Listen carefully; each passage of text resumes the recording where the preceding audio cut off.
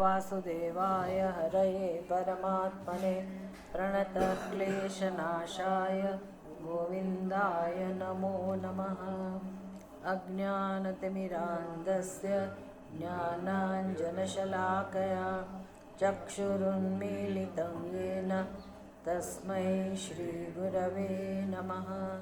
मूकं करोति वाचालं पङ्गुं लङ्घयते गिरिं यत्कृपातमहं वन्दे परमानन्दमाधवम्।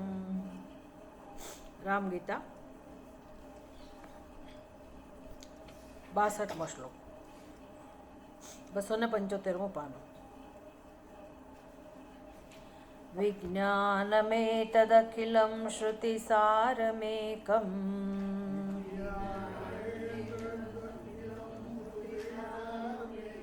वेदान्तवेद्यचरणेन मयैव गीतम्।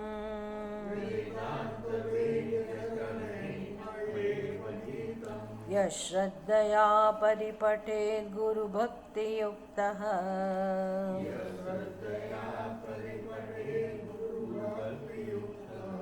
मद्रूपमेति यदि मद्वचनेषु भक्तिः मद्वचनेषु भक्तिः। હવે છેલ્લે ગ્રંથની સ્તુતિ થઈ રહી છે. જ્ઞાનીની સ્તુતિ, વિદ્વાનની સ્તુતિ, જ્ઞાનની સ્તુતિ અને ભક્તની સ્તુતિ આગળના શ્લોકમાં કરવામાં આવી, જેમાં કહેવામાં આવ્યું કે મામ અગુણમ ગુણાત પરમ હૃદા કદાવા યદિવા ગુણાત્મકમ યહ સેવતે. એટલે કે જે ભક્ત, જે સાધક પરમાત્માના નિર્ગુણ સ્વરૂપનું અથવા તો સગુણ સ્વરૂપનું અનુસંધાન કરે છે, એટલે કે એનું સ્વરૂપ જાણવાનો પ્રયાસ કરે છે, અથવા તો પોતાના જીવનમાં અહંકારના પ્રભાવમાં નહીં આવીને હવે એને લાગ્યું કે ઈશ્વરનું શરણ સ્વીકારવા જેવું છે. આવું સાધક જ કરી શકે, ભક્ત જ કરી શકે. જેને સમજાય છે કે અહંકાર અજ્ઞાનમાંથી જન્મેલો છે, એ વ્યક્તિ ભગવાનને કોઈક રીતે સ્વીકારવા તૈયાર થાય છે.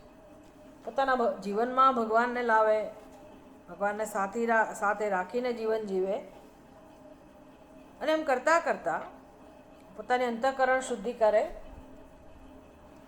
અને પછી ઈશ્વર કૃપાથી, ગુરુ કૃપાથી, શાસ્ત્ર કૃપાથી છેવટે પોતાના સ્વરૂપને સમજવાનો પ્રયાસ કરે. અને હવે એણે જીવનમાં એક જ કામ કરવાનું રહ્યું કે જો અહંકાર અને એમાંથી જન્મેલો સંસાર એ મિથ્યા જ હોય, કલ્પના જ હોય, તો શું કામ હવે અહંકારને મહત્ત્વ આપવું? શું કામ પોતાની કાલ્પનિક દુનિયાને મહત્ત્વ આપવું? એટલે આવો સાધક એકમાત્ર ઈશ્વરનું શરણ સ્વીકારે છે, અને હવે પોતાના જીવનમાં મન બુદ્ધિથી કેવળ ભગવાનની સેવા કરે છે. મન બુદ્ધિ સમજી લેવાનું, પોતાના શરીરથી, કાયાથી, વાણીથી અને મનથી એ પરમાત્માનો સેવક બની જાય છે. અને એની આવા જ્ઞાનીની પ્રશંસા કે એણે જે જ્ઞાન પ્રાપ્ત કર્યું એ પરમાત્માનું સ્વરૂપનું જ્ઞાન છે, અને માટે એ વ્યક્તિ પોતે હવે સાક્ષાત પરમાત્મા બની ગયો. બ્રહ્મવિદ બ્રહ્મૈવ ભવતિ. હવે એવું છે ને કે બ્રહ્મ બનતો નથી, બનવાની જરૂર નથી, પણ દસમો ભટકતો હતો. પોતાના સ્વરૂપનું જ્ઞાન નહોતું અને દસમો ભટકતો હતો. એણે ભટકવું જ પડે, દસમાએ ભટકવું જ પડે. એ સ્થિર ના રહી શકે. કેમ? તો કે દસમાને મેળવવો એ જ એની એકમાત્ર ઈચ્છા હોય, જરૂરિયાત હોય. દસમા વગર એ રહી ના શકે, અને દસમા માટે એણે ભટકવું જ પડે. એવી જ સ્થિતિ આપણી છે જીવની. અજ્ઞાનને કારણે જીવ ભટકે છે જન્મો જન્મોથી. પોતાના સ્વરૂપને પ્રાપ્ત કર્યા વગર જીવાત્મા રહી જ ના શકે અને એની ઈચ્છા પણ છેવટે, જેને આપણે કહીએ છીએ સુખની પ્રાપ્તિની ઈચ્છા, પણ ખરેખર પરમાત્માની પ્રાપ્તિની ઈચ્છા છે.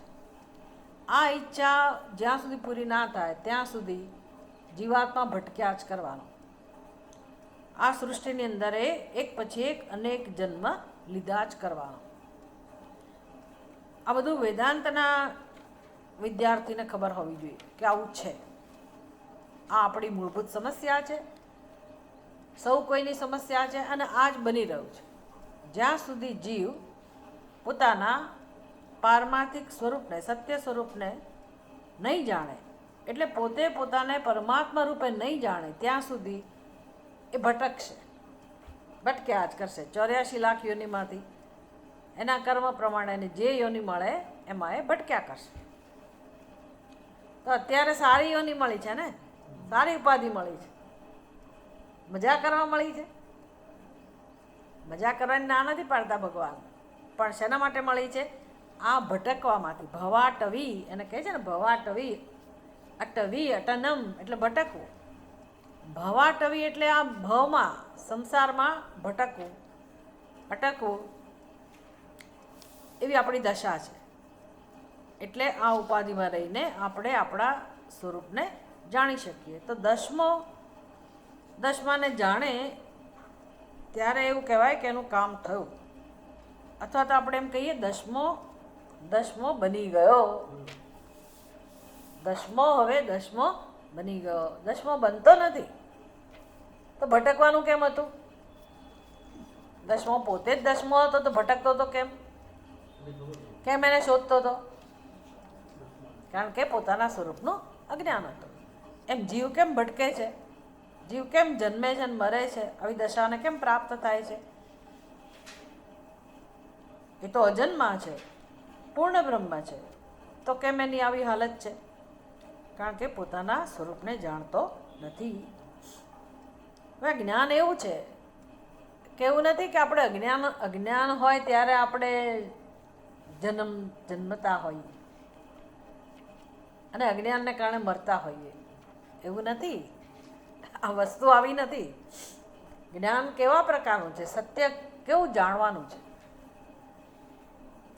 કે ભાઈ અજ્ઞાન છે ત્યારે ખરેખર કે જીવ જન્મતોય નથી ને મરતોય નથી.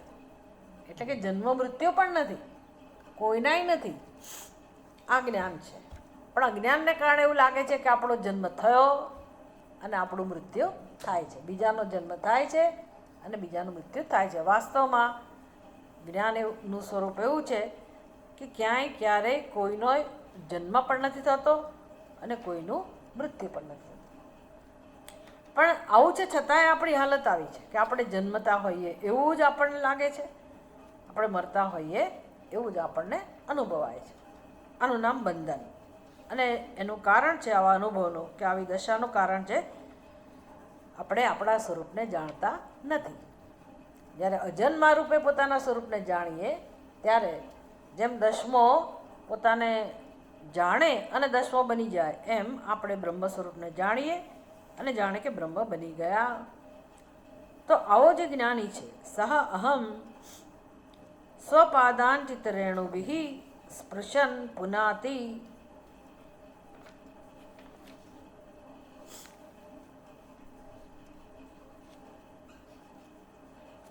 તો જે વ્યક્તિ આ પ્રકારે સોહમ, હું બ્રહ્મ છું, એ પ્રકારે જાણે છે પોતાના સ્વરૂપને, ત્યારે ભગવાન કહે છે કે વાસ્તવમાં એ મને જાણનારો જે જીવાત્મા હતો એ હું જ છું. અને સૂર્યની જેમ તે પોતાના ચરણને લાગેલી રજથી સ્પર્શ કરતો ત્રણેય લોકને પવિત્ર કરે છે. ભગવાન કહે છે હવે મારું કામ કરે છે. આવો જ્ઞાની જ્યાં જાય છે ત્યાં એ પૃથ્વીના કર્ણને પવિત્ર કરે છે. પુણ્યવતી વસુંધરા પોતે પણ એવું માને છે કે હું પુણ્યશાળી બની. આમ એની સરસ સ્તુતિ થઈ, જ્ઞાનની, જ્ઞાનીની, ભક્તની. હવે આગળ ગ્રંથની સ્તુતિ, કે જ્યાંથી આ ઉપદેશ પ્રાપ્ત થાય છે, જે ગ્રંથ દ્વારા આપણને આ ઉપદેશ પ્રાપ્ત થાય છે. ગ્રંથની સ્તુતિ છે આમાં 62મા શ્લોકમાં.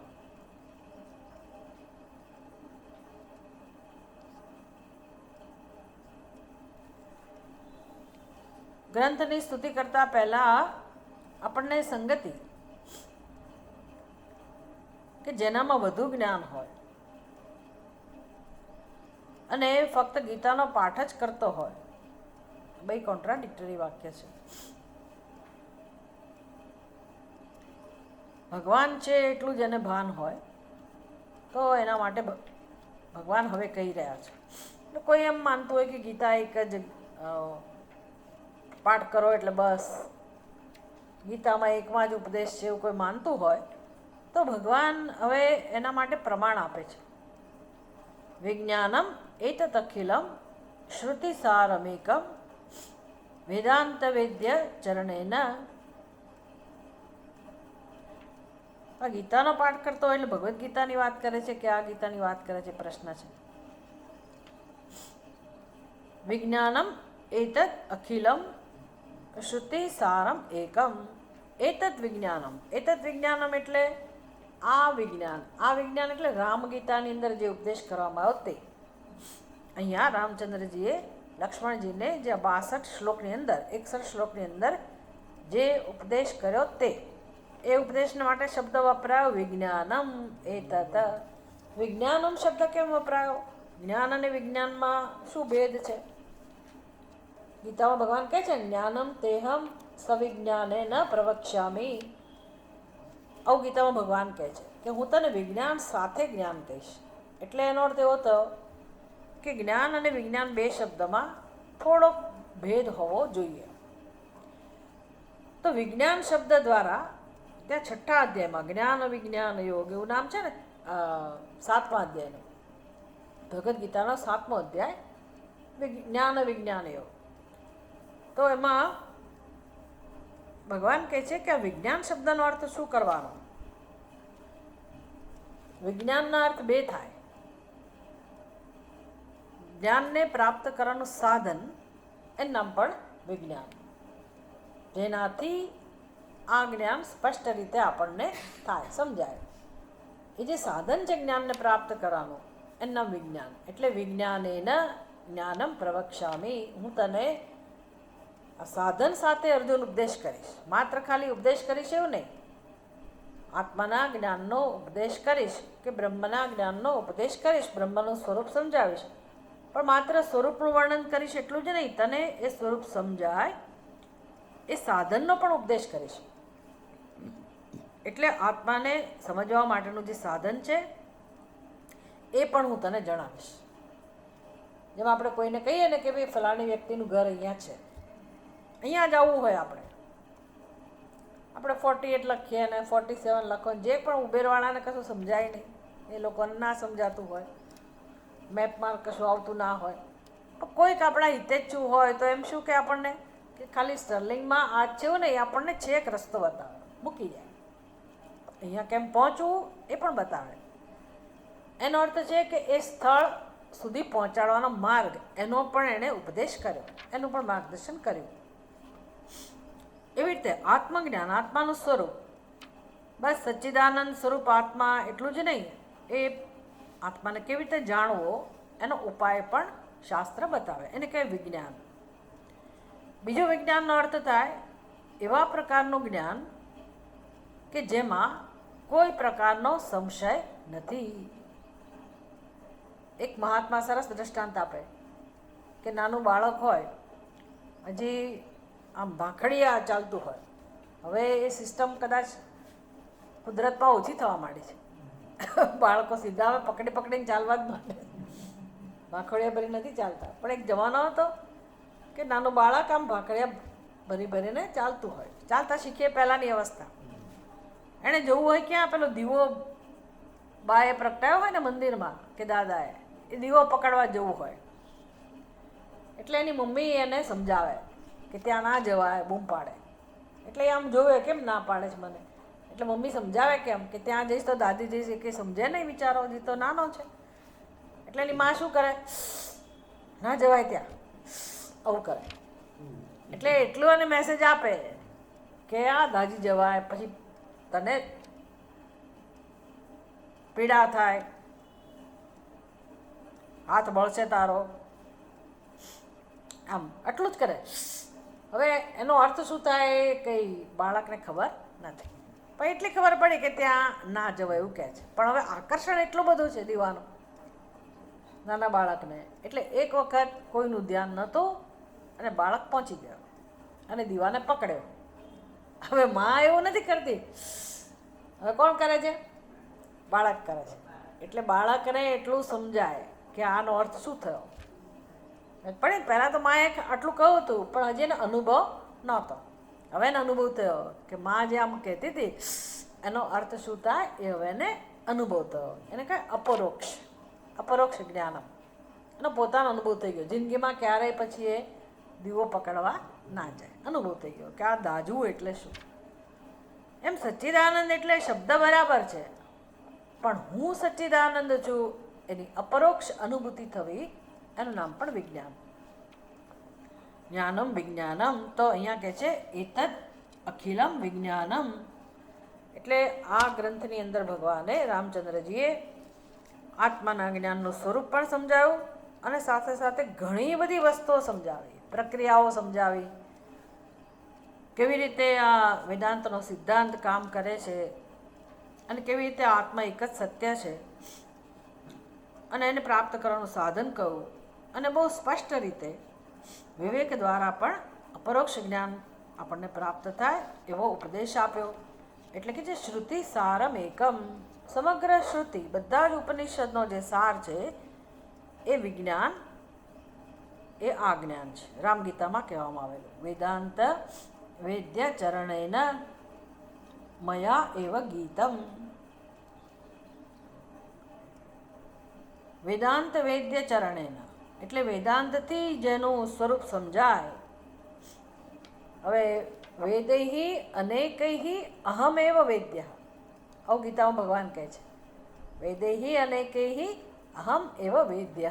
જો તમને યાદ હોય તો ભગવાન કહે છે વેદૈહિ અનેકૈહિ અહમ એવ વેદ્ય, એટલે હું જ વેદ્ય, એટલે જાણવાનો વિષય, જેને જાણી શકાય એને કહે વેદ્ય. વૈદ્ય નહીં, હા વેદ્ય. વેદ્ય જાણવાનો વિષય.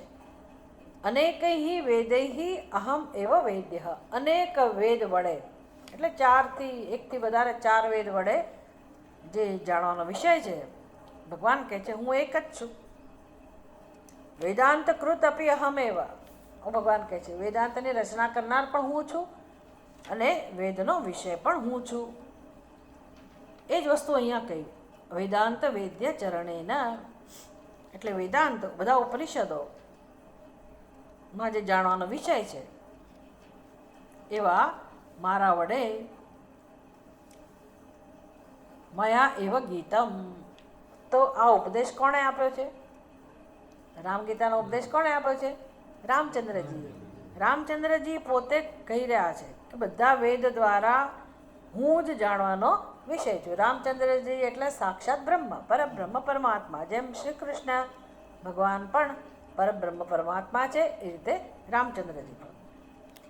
એટલે વેદાંત વેદ્ય ચરણે ન મયા એવ ગીતમ. એટલે ભગવાન રામચંદ્રજી જે સાક્ષાત પરબ્રહ્મ પરમાત્મા છે અને એ જ વેદાંતનો વિષય છે, વેદનો વિષય છે. ભગવાન કહી રહ્યા છે, પ્રમાણ આપી રહ્યા છે કે અર્જુન, અહીંયા કહી રહ્યા છે લક્ષ્મણજી અથવા તો હે સાધકો, એ ભક્તો, આ ઉપદેશ આવા મારા વડે આપવામાં આવેલો છે. મયા એવ ગીતમ. બીજા કોઈએ નથી કહો, મેં જ કહો છે. સાક્ષાત પરમાત્માએ જ આ ઉપદેશ આપેલો છે. માટે યહ શ્રદ્ધયા પરિપઠેત ગુરુ ભક્તિયુક્ત. માટે હવે એક શ્રદ્ધા જન્મે ને રામગીતામાં.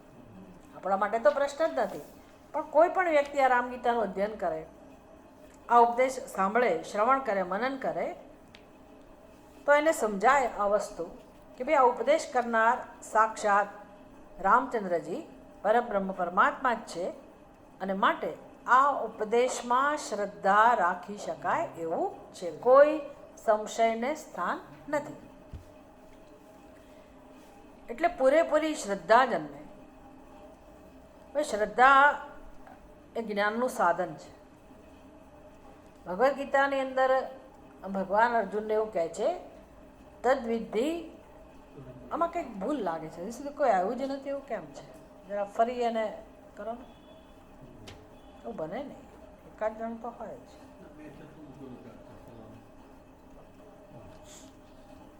ગીતામાં ભગવાન કહે છે અર્જુનને,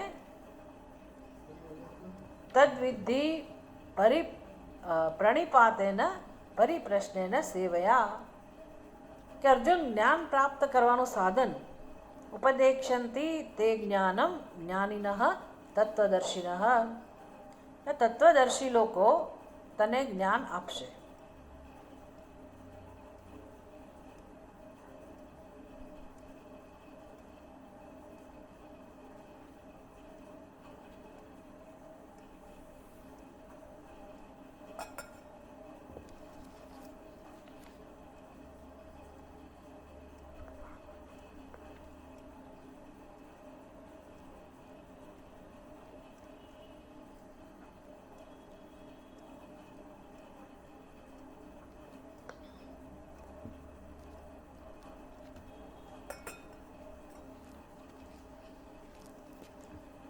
શું છે? કંઈ નહીં, તો બંધ કરી દો, બંધ કરી દો. હવે આમાં ધ્યાન આપો.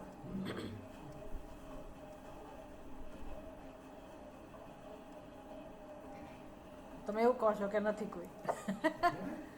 આપણે ચાલુ કર્યું એવું નહીં, મને મેં અત્યારે તમારા એક્સપ્રેશન એવા હતા કે નથી કોઈ. હા ના, પણ ફરતી ચાલુ બંધ કરીને ચાલુ કરું. હા, એટલે એવું જ હોય છે. તમારું કનેક્શન ના હોય ને તો એમ જ લાગે કોઈ છે જ નહીં. આ બધા લોકો ક્યારના બેઠા હશે, પણ એને નહીં ખબર હોય. કેટલી સરસ વસ્તુ જતી રહી, અડધી વસ્તુ જતી રહી. કંઈ નહીં, હવે જ્યારે આપણે એને ઓનલાઈન કરીશું, શું કહેવાય એને, પણ કોઈ હતું જ નહીં એટલે તો મેં આપ્યું એમને કે ફરી તમે રીસેટ કરો. અંદર કોઈ સ્ક્રીન ઉપર હતું જ નહીં એટલે કનેક્ટિવિટી નહોતી. આમાં ખાલી દેખાડે, પણ અંદર પહેલાં લોકોને કનેક્ટ ના થયું. ઠીક છે, હવે રેકોર્ડિંગ તમે સાંભળજો યુટ્યુબ ઉપરનું. તો ગીતામાં ભગવાન અર્જુનને કહે છે કે અર્જુન, જ્ઞાન પ્રાપ્ત કેવી રીતે થાય? ઉપદેક્ષ્યંતિ તે જ્ઞાનમ જ્ઞાનિનઃ તત્વદર્શિનઃ. તત્વદર્શી એટલે જ્ઞાનીઓ તને જ્ઞાનનો ઉપદેશ આપશે. અર્જુનના માધ્યમથી ભગવાન સમાજને કહી રહ્યા છે, જગતને કહી રહ્યા છે કે કોઈ પણ મનુષ્યને જ્ઞાન પ્રાપ્ત કરવું હોય તો જ્ઞાની પાસે જવું જોઈએ. પણ જ્ઞાન પ્રાપ્ત કરવાની રીત છે. તદ્વિધિ પ્રણિપાતેન પરિપ્રશ્નેન અને સેવયા. 3 સાધનો કયા? તું જાણજે અર્જુન એમની પાસેથી, પણ જાણવાની રીત હોય. સેવા, પ્રણિપાત. પહેલાં તો પ્રણિપાત, નમસ્કાર, પછી સેવા અને પછી પ્રશ્ન, જિજ્ઞાસા. આ તો કહી દીધું ભગવાને. પણ પછી આગળ જતાં ભગવાન કહે છે કે શ્રદ્ધાવાન લભતે જ્ઞાનમ તત્પર સંયતેન્દ્રિય. એટલે વળી પાછું આગળ ચેતવણી આપી ભગવાને કે અર્જુન, તું કે કોઈ પણ વ્યક્તિ માત્ર જાય જ્ઞાનીઓ પાસે અને સેવા કરતા હોય એવું લાગે. ઘણા લોકો આમ દેખાવ બહુ કરે, અમે બહુ સેવા કરીએ છીએ, અમે જ કરીએ છીએ, એવા હોય. અથવા તો સફળ થયા સેવા કરવામાં, ગુરુજીને ખબર ના હોય, પણ એ માનતા હોય કે અમે સેવા કરીએ છીએ, પણ અંદરથી એમની ખરી સેવા ના હોય. તો ભગવાન કહે છે કે દેખાવ કરવાથી પણ જ્ઞાન પ્રાપ્ત થતું નથી. પ્રશ્ન પૂછવાથી, તમે ગંભીર પ્રશ્ન પૂછો પણ તમારો પોતાનો પ્રશ્ન ના હોય, તમે ક્યાંકથી જાણી લાવ્યા હોય તો પૂછવું જોઈએ એટલે પૂછ્યો હોય, તો એટલા માત્રથી જ્ઞાન થતું નથી. નમસ્કાર આપણા મનમાં કડવાશ હોય, કોઈ ભાવ ના હોય, તો આપણે સારું લગાડવા નમસ્કાર કરીએ, તો એવા નમસ્કારથી પણ જ્ઞાન પ્રાપ્ત થતું નથી. એટલે ભગવાન એવું નથી કહી રહ્યા કે બધા આવું ઢોંગ કરે છે, પણ ઢોંગ કરવાની સંભાવના છે. નહીંતર ભગવાન બંધાઈ જાય. આવું કહે એટલે ભગવાન બંધાઈ જાય. પછી કહે ભગવાનને કે ભાઈ મેં નમસ્કાર કર્યો તો કેમ મને જ્ઞાન ના થયું? કહી શકે ને, તમે તો કહો તો નમસ્કાર કરવાથી જ્ઞાન થઈ જાય. પણ નમસ્કાર કોને કહેવાય? તમારા હૃદયની ભાવના કેવી છે, બધું અંદર ગણવાનું હોય ને. એટલે ભગવાનને ખબર છે કે આ માણસ તો બધું કરી શકે, એટલે ભગવાને એક નવી શરત એટલે ખરું સાધન બતાવ્યું કે જ્યાં તમે દેખાવ કરી જ ના શકો. એ કઈ વસ્તુ? શ્રદ્ધા. શ્રદ્ધા શ્રદ્ધાવાન લભતે જ્ઞાન. એમાં તમે દેખાવ ના કરી શકો. હા, અમને શ્રદ્ધા છે એવું બોલો તોય શું બોલો તોય શું. શ્રદ્ધા એટલે શ્રદ્ધા, શ્રદ્ધાવાન જેનામાં શ્રદ્ધા છે. બીજી કઈ વસ્તુ કઈ? તત્પર, તત્પરતા છે, જિજ્ઞાસા છે, કમિટમેન્ટ છે, તત્પરતા કે ભાઈ હા જે કહો છો ભગવાન એ રીતે હું આગળ વધીશ, હું એ પ્રમાણે કરવા તૈયાર છું. એટલે એટલો વૈરાગ્ય અને સંયતેન્દ્રિય, પોતાના વ્યક્તિત્વ પર એક પ્રભુત્વ.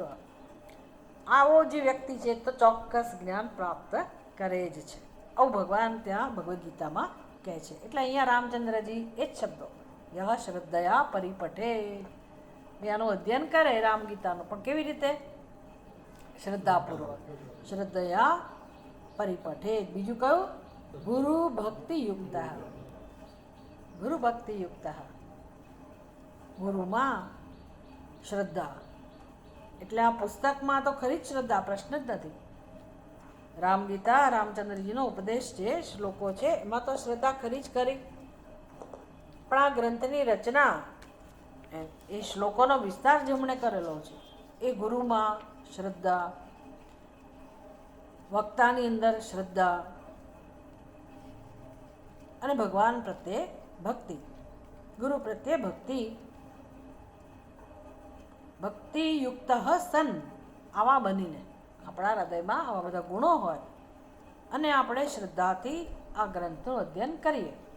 આ તો પહેલાં સમજાવવું જોઈએ. આ તો પહેલાં કહ્યું હોય તો આપણે સાવધાન થઈએ, પણ અંતમાં કહું જેમ દરેક વખતે ફલશ્રુતિ હોય, વિષ્ણુ સહસ્ત્ર નામ બોલો કે શિવ એમના સ્તોત્ર બોલો, બધામાં ફળશ્રુતિ હોય કે ભાઈ જે આ પાઠ કરશે, દિવસમાં 3 વાર કરશે, ત્રિસંધ્યન યઃ પઠેન નરઃ, આવું કયું હોય, 3 વખત પાઠ કરશે, કે પ્રાતઃકાલે પઠેત્ય નરઃ, સવારમાં પાઠ કરશે, અને ફળશ્રુતિ કહેવાય.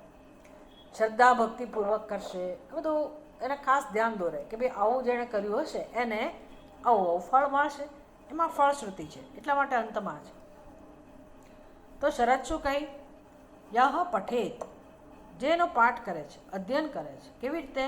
શ્રદ્ધયા અને ગુરુ ભક્તિયુક્ત સન, જેના હૃદયમાં ગુરુ પ્રત્યે શ્રદ્ધા છે. આવો મનુષ્ય શું ફળ મળે છે એને? મદ્રૂપમ એતિ. મદ્રૂપમ એતિ. મદ્રૂપમ એતિ એટલે ભગવાન કહે છે એ બ્રહ્મ જ બની જાય છે. ભગવાનનું જે સ્વરૂપ છે એ જ સ્વરૂપ એને પ્રાપ્ત થાય છે. એને સમજાય છે. શું સમજાય છે? હું મનુષ્ય નથી, હું સ્ત્રી નથી, હું પુરુષ નથી, હું જીવ નથી, એવું એને સમજાય છે. હું કોણ છું એ વસ્તુ એને સમજાય છે. આમાં શિવલોકમાં જવાની વાત નથી, રામચંદ્રજીનું જે સ્થાન છે સાકેત ધામ એમાં જવાની વાત નથી, કોઈ લોકમાં જવાની વાત નથી. મદરૂપમ એતિ, એનો આવું તો ત્યારે જ બને, આ ફળ ત્યારે જ મળે જો આવું શક્ય હોય. એટલે કે આપણે પરમાત્મા સ્વરૂપ હોઈએ તો જ આ ફળ મળે આપણને, કે આપણે પરમાત્મા બની જઈએ. જે વ્યક્તિ આનો પાઠ કરે છે, અધ્યયન કરે છે, એ ભગવાનના સ્વરૂપને પ્રાપ્ત કરે છે. એનો અર્થ શું થયો? એ ભગવાન હોય તો જ ભગવાનના સ્વરૂપને પ્રાપ્ત કરે. એટલે વિચાર કરો કે આ ખામી ક્યાં છે? મારો હાથ ઊંચો નથી થતો, ઊંચો થાય પછી હું મોક્ષ પ્રાપ્ત કરું એવું કહેવાય? તો મેં ભગવાનને પ્રાપ્ત કર્યો એવું કહેવાય? મારાથી સીધા બેસાય તો જ મેં ભગવાનને પ્રાપ્ત કર્યું એવું કહેવાય? શું શરત છે? શું શરત છે? હા, કંઈક અંતર તો છે ને, કોઈ અંતર તો છે ને. ક્યાં ગરબડ છે? એ જ મોટી શરત છે ને, બાકી કોઈ ફેરફારની આવશ્યકતા નથી. પણ બધું તૈયાર જ છે, બધું સિદ્ધ જ છે. મુશ્કેલી ક્યાં છે? મારી સમજ. વિચાર કરો, બીજું શું કરવાનું છે જીવનમાં? શું કરવાનું છે? અને આપણે ક્યાં ભટકીએ છીએ? આપણી બુદ્ધિ કહે છે ત્યાં. આ બુદ્ધિ બ્રહ્મ સિવાય બીજે બધે ભટકવાનું કહે છે આખી જિંદગી. શંકરાચાર્યજી કહે છે ને, બાલસ્તાવત ક્રીડાસક્ત. બાળક હતા ત્યારે બુદ્ધિ ક્યાં ભટકતી હતી? રમત ગમત. તરુણસ્તાવત તરુણી સક્તા. આખી યુવાવસ્થા, આખો ગૃહસ્થાશ્રમ, કુટુંબ પરિવાર, એમાં બધું જતું રહ્યું. હવે શું તો કે પરિવાર મગજમાંથી જતો નથી. વૃદ્ધસ્તાવત ચિંતાસક્ત. એમાં ચિંતામાં છીએ, કોણ મારું ધ્યાન રાખશે, કેવી રીતે હું જીવીશ, શું કરીશું, અને મારા પહેલાં દીકરાનું શું, પહેલાં દીકરાનું શું, અહીંયા દીકરો છે એનું શું. હવે તો એક જ હોય તો ભલે ને એક હોય તો શું ગયું, ચિંતાઓ તો એટલી જ હોય પાછી. વૃદ્ધસ્તાવત ચિંતાસક્ત. પરબ્રહ્મણી કોપી ન સક્તા. પરબ્રહ્મમાં, પોતાના પરમ સ્વરૂપમાં કોઈને રસ નથી. વિચાર કરો, આવી હાલત હોય નહીં તો તમારે પકડીને બોલાવવા પડે, ખેંચવા પડે. હવે કરો શું? આ ઉંમરમાં તમે એમની પાસેથી શું અપેક્ષા રાખો? કંઈક ને કંઈક તકલીફ તો હોવાની જ છે. એટલે ભગવાનને બહુ દુઃખ થાય છે, શંકરાચાર્યજીને બહુ દુઃખ થાય છે કે પરબ્રહ્મમાં, પરમાત્મામાં કોઈને રસ નથી. કોણ આવું કરાવતું હશે? આપણી બુદ્ધિમાં રહેલું અજ્ઞાન. અજ્ઞાનને કારણે જીવ ભટકે છે. મદરૂપમ એતિ યદિ મદવચનેષુ ભક્તિ. જો એને મારા વચનોમાં શ્રદ્ધા હોય, મારા વચનોમાં અર્થાત આ રામગીતાની અંદર 60 શ્લોકોની અંદર જે ઉપદેશ આપવામાં આવ્યો એ વચનમાં, એ શબ્દોમાં ભગવાન કહે છે કે જો એને શ્રદ્ધા હોય, ભક્તિ હોય, પ્રેમ હોય, આદર હોય અને આ રામગીતાનું અધ્યયન કરે તો એને મારું સ્વરૂપ પ્રાપ્ત થાય છે, મોક્ષ પ્રાપ્ત થાય છે. એવું પણ અર્થ આવી જ ગયો, મોક્ષ જ મળ્યો, બીજું શું થયું? ભગવાનને પ્રાપ્ત કરવા એટલે શું? એનાથી બીજું વધારે શું હોય? મોક્ષ જ પ્રાપ્ત થયો કહેવાય, પરમાત્મા જ પ્રાપ્ત થયા કે. એવું પણ નથી કે મૃત્યુ પછી. કેવું સરસ વાત છે. નહીંતર કેવું હોય કે આપણને એમ થાય કે હા ભાઈ ચલો વચનોમાં શ્રદ્ધા છે, ભગવાનના વચનોમાં, કે શિવ એમનો પાઠ કર્યો એટલે અમને શિવલોકમાં સ્થાન મળશે. પણ ક્યારે શિવલોકમાં સ્થાન મળે? ક્યારે મળે? ના કર્યું તો ખરું, પણ કરવા પછી મળે, પણ ક્યારે મળે? આ શરીર છોડવું પડે, સમજ પડે ને? મર્યા પછી શિવલોકમાં સ્થાન મળે. ક્યારે મળે? મર્યા પછી. આ શરીરમાં રહીને કે તમને ભગવાન બોલાવે નહીં. તમે ઘણા પાઠ કર્યા હોય, ઘણું બધું પુણ્ય મેળવ્યું હોય અને ભગવાન એના વચનો પ્રમાણે કરવાના જ છે, પણ આ શરીરમાં રહીને તમને શિવલોકમાં જવા મળે નહીં. તમારે જવું ના હોય, આપણે જવું ના હોય. પેલા પ્રહલાદને બધાને પ્રહલાદ કે ભગવાન મારા, હું એકલો નહીં આવું સ્વર્ગમાં, મારાથી એકલા કેમ અવાય? બિચારા મારા મિત્રો એને લઈ લો તમારી જોડે. ભગવાન કે સારું, તું બોલાવી લાવ. એકે મિત્ર આવ્યો, એને એમ કે ચાલો મિત્રો હજી બિચારા નાના છે, એને મોટા થવાનું બાકી છે, અને પછી લગ્ન કરવાનું બાકી છે, અને બધું બાકી છે. તો મોટા લોકોને બોલાવી લાવ. મોટા લોકો કોઈ તૈયાર થયા?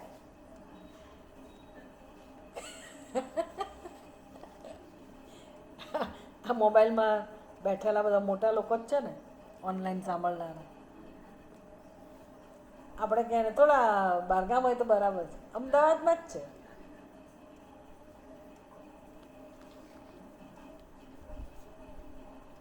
બોપલમાં કેટલા બધા હશે.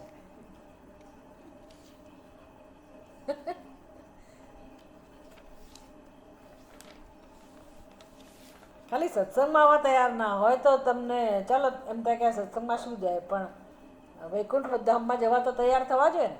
શિવજીના ધામમાં તો તૈયાર એવી તો ભગવાનને આશા હોય ને. કોઈએ હા પાડી નહીં. હજી તો અમારે લગ્ન જોવાના છે, દીકરાના લગ્ન જોવાના છે, પછી આવો.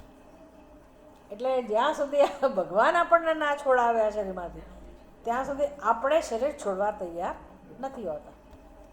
ભગવાન કહેતા નથી કે તમે છોડો. આ તો દ્રષ્ટાંત છે કે આપણી આસક્તિ, આપણો અહંભાવ આપણું અજ્ઞાન એવું છે કે આપણે કશું છોડવા તૈયાર ના થઈએ. અને આ વેદાંતમાં તો સારું છે કે શરીર છોડવાની વાત જ નથી. પણ તે અહીંયા તો શું કહે છે વેદાંતમાં? શરીર છે ત્યાં સુધીમાં જ કામ કરી લો. શરીર છે ત્યાં સુધીમાં જ મને મેળવી લો, ભગવાન એવું કહે છે. મૃત્યુ પછી હું તમને બોલાવું અમુક લોકમાં, એવી બધી ઈચ્છા ના રાખો, એવો આગ્રહ ના રાખો. તમને અત્યારે મારા સ્વરૂપના દર્શન થાય એવી સંભાવના છે, જો તમે તૈયાર થાવ તો. એટલે આ શરીરમાં રહીને જ ખરેખર આત્મરૂપે રહેલા ભગવાનને જાણવાની જરૂર છે. અને ભગવાન અહીંયા વચન આપે છે કે જો મારો ભક્ત હશે, મારો ભક્ત બનવા તૈયાર છે અને આત્મરૂપે રહેલા મને જાણવા તૈયાર છે, તો એ મને જરૂર પ્રાપ્ત કરશે. શું કરવાની જરૂર છે? શું કરવાની જરૂર છે? મારો અહંકાર, મારું જીવત્વ, એને મારે છોડવાનું છે. મારા જીવત્વને છોડવું પડે, એ વગર ભગવાન મળે નહીં. મનોબુદ્ધિ અહંકાર ચિત્તાની ના અહમ, આ સમજ દ્વારા જીવત્વને દૂર કરવું. મદરૂપે એતિ યદિ મદવચનેષુ ભક્તિ.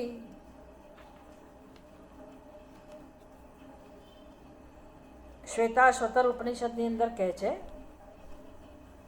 આ શ્રદ્ધાનું મહત્વ સમજાવે છે. યસ્ય દેવે પરા ભક્તિ યથા દેવે તથા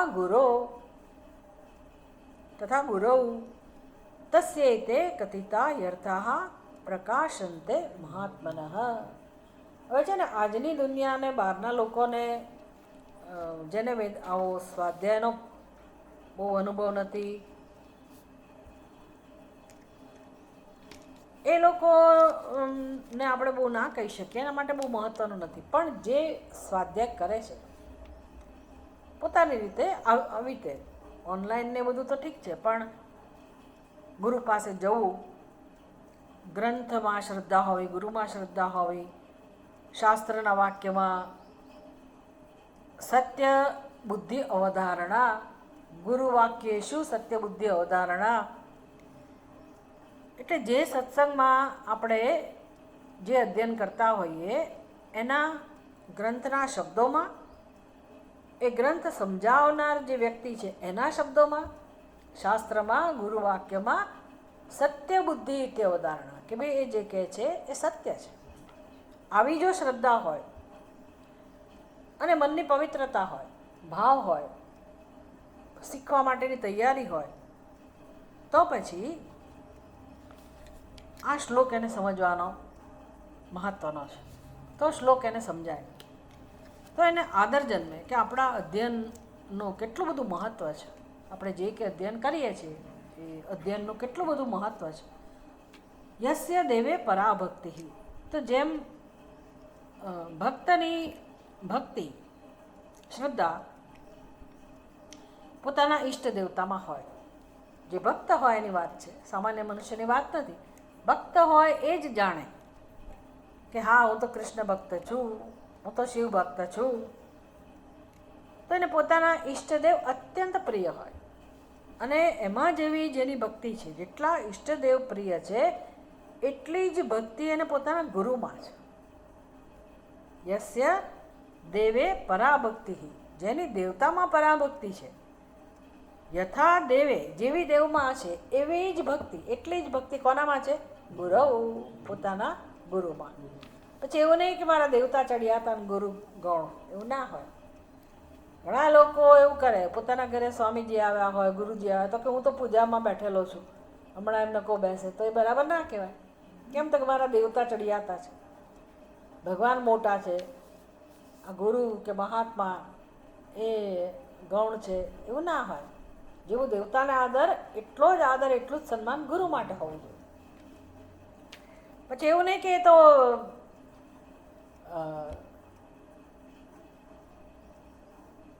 સ્વામી નથી, સ્વામીની છે એટલે સ્વામીજી માટે આદર હોય, પણ સ્વામીની એટલે શું? એવું ના હોય. એમાં સ્વામી ને સ્વામીની ના આવે. ગુરુ એટલે ગુરુ પછી જેના જે ગુરુ હોય.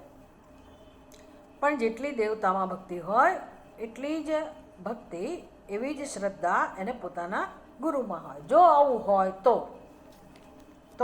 અને તો જ હોય. જો આવો ભાવ હોય તો જ. તસ્ય એતે કથિતા યર્થાઃ. તસ્ય ફોર ધેટ પર્સન, આવો વ્યક્તિ જેના હૃદયમાં આવો ભાવ છે. કેવો ભાવ છે?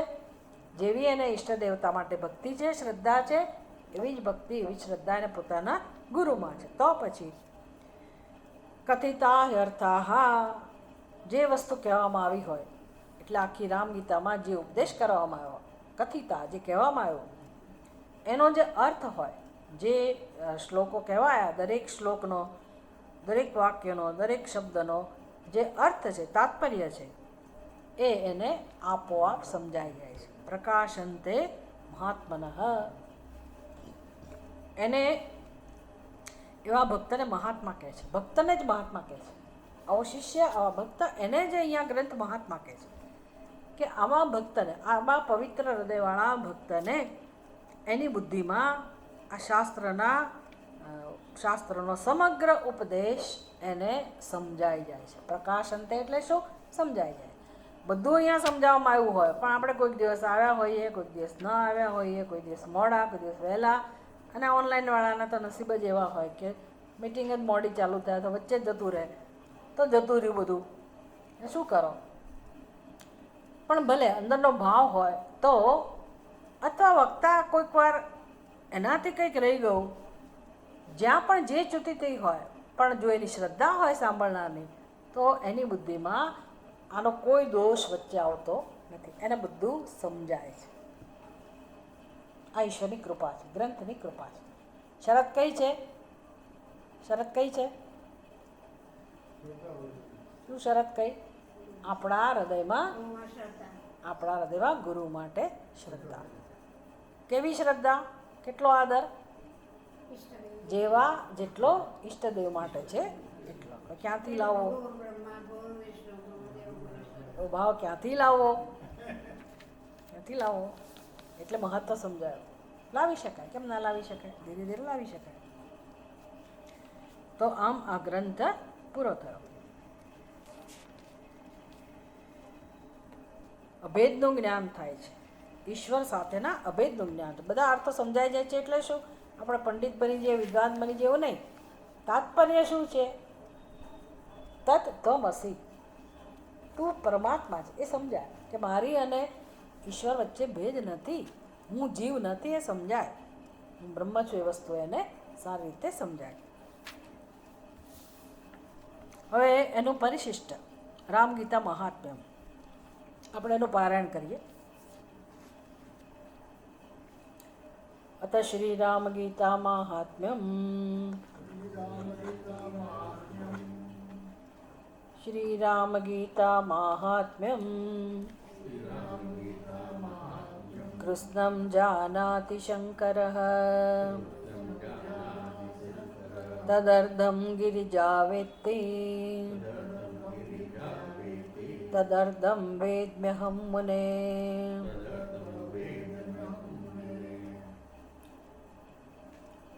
શ્રી રામ ગીતાનું મહાત્મ્ય શંકર જાણે છે પૂરેપૂરું. તેનાથી અડધું પાર્વતી જાણે છે. તેનાથી અડધું નારદ મુનિ કહે છે હું બ્રહ્મા જાણું છું. તત્તે કિંચિત પ્રવક્ષ્યામિ કૃષ્ણં વક્તું ન શક્યતે યજ્ઞાત્વા તત્ક્ષણાન લોકઃ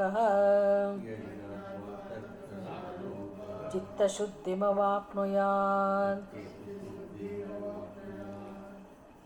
તત્તે કિંચિત પ્રવક્ષ્યામિ, એમાંથી હું કેટલુંક કહીશ તમને.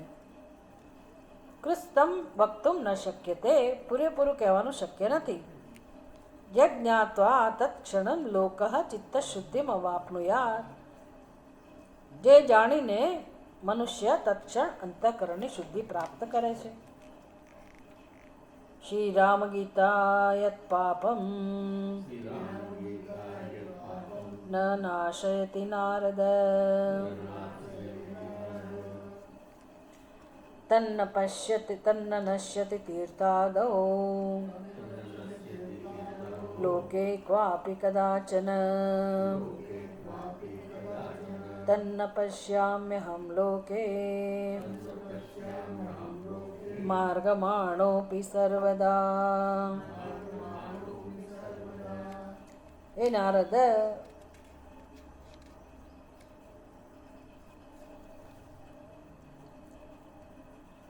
આમ તો ગુજરાતી તમે લોકો વાંચી લો તો ચાલે, તમે ઘરે વાંચી લો તો ચાલે, બરાબર ને? મારે વાંચવાની જરૂર નથી. રામેણોપનિષદ સિંધુમ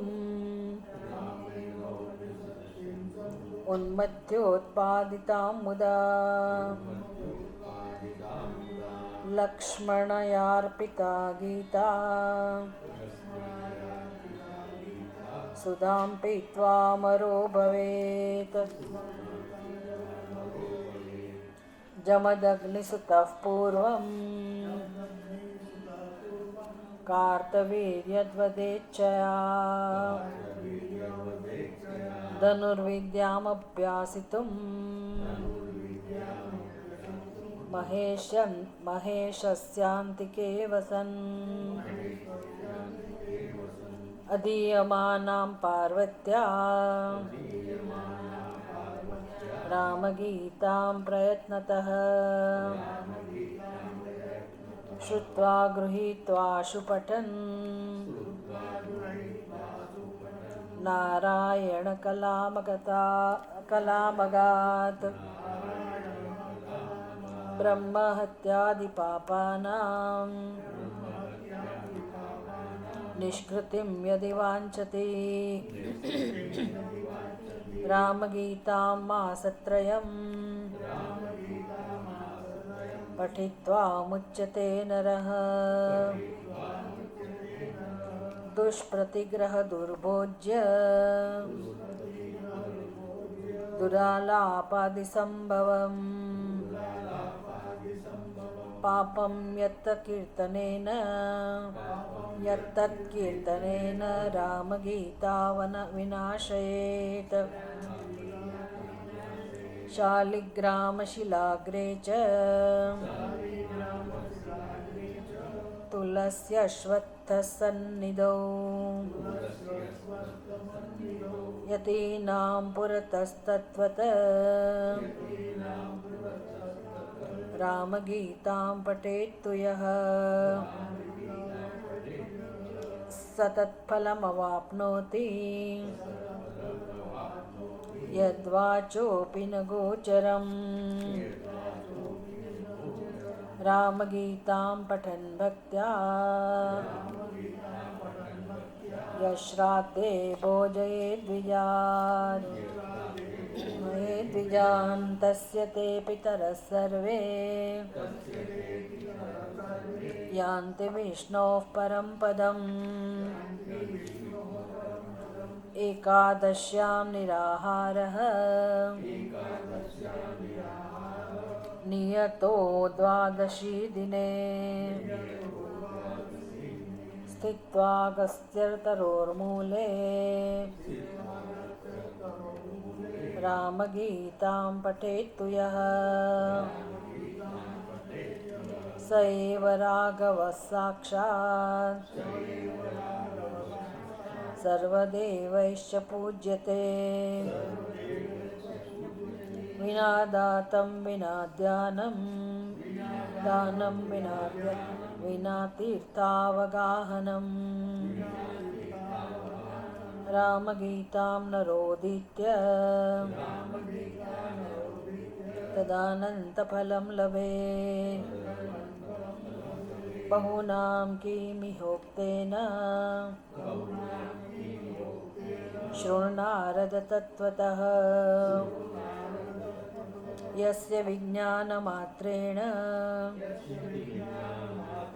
વાંછિતાર્થફલં લભેત. તે શ્રી બ્રહ્માંડ પુરાણે ઉત્તરખંડે અધ્યાત્મ રામાયણ માહાત્મ્યે એકષષ્ટિતમે सर्गे श्रीरामगीतामाहात्म्यं समाप्तम्। ॐ पूर्णमदः पूर्णमिदं पूर्णात् पूर्णमुदच्यते पूर्णस्य पूर्णमादाय पूर्णमेवावशिष्यते।